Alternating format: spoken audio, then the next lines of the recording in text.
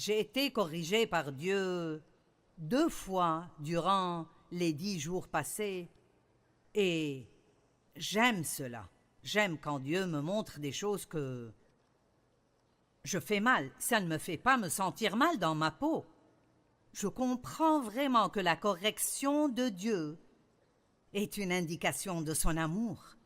Je suis si reconnaissante qu'il ne me laisse pas juste tranquille et qu'il ne me garde pas aveugle concernant les problèmes et les dégâts dans ma vie. Et donc, quand Dieu vous montre quelque chose qui ne va pas dans votre vie, vous ne devez pas vous sentir coupable, soyez juste d'accord avec lui. Remerciez-le de vous l'avoir montré.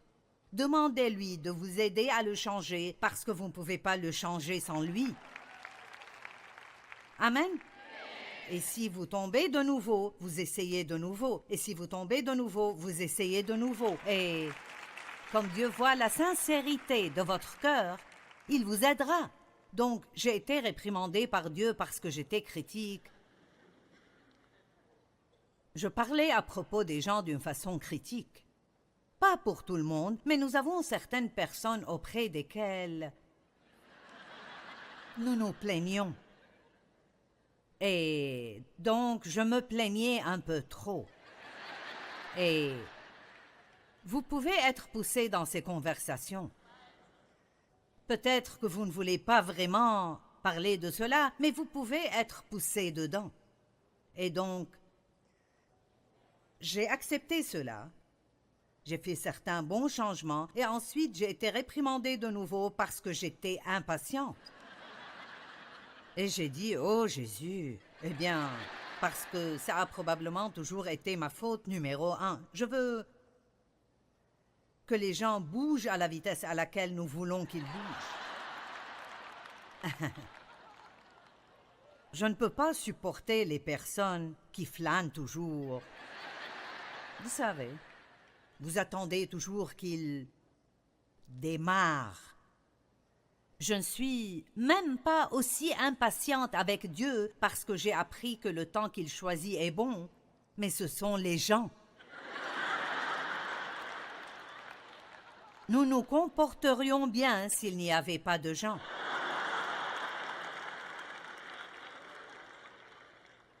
John Ortberg a écrit un livre intitulé « Je t'aimerais plus si tu étais plus comme moi ».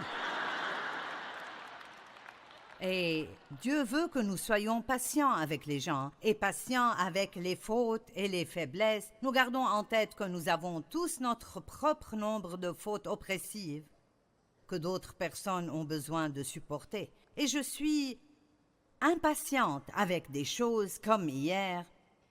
J'étais juste à un chapitre près de finir une grande édition d'un livre que j'écrivais et mon éditeur était impliqué, mon publicateur était impliqué. J'étais impliqué, ils l'avaient regardé, ils ont fait leurs commentaires. Et je finalisais, ce sera le produit final. Et il y a 25 chapitres et j'avais fini le chapitre 24 et j'ai dû arrêter un moment parce que quelqu'un venait me rendre visite. Et ensuite, quand j'y suis revenue, tous mes changements avaient disparu.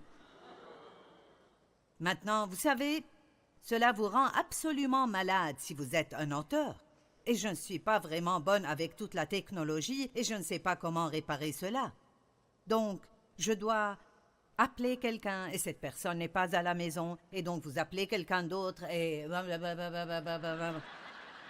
Et donc j'ai échoué le test hier.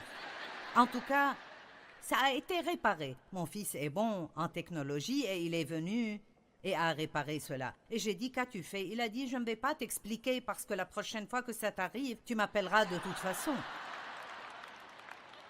Donc, combien d'entre vous comprennent le truc de l'impatience? Vous savez, n'aimons-nous pas toute la technologie qui nous donne tout rapidement?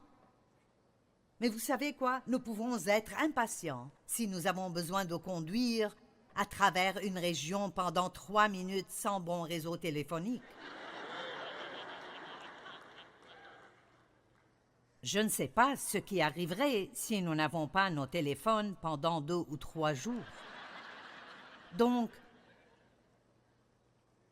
Toutes les choses qui sortent de moi ne sont pas parfaites, mais je veux Dieu. Je veux que Dieu continue à travailler sur moi et à me montrer les choses qui doivent changer. Et ceci est l'une des choses à propos de savoir qui vous êtes en Christ. Quand vous savez qui vous êtes en Christ, et vous savez que Dieu ne vous montre des choses pareilles qu'à cause de son amour, il dit cela dans l'Apocalypse et dans Hébreux, car le Seigneur châtie celui qu'il aime.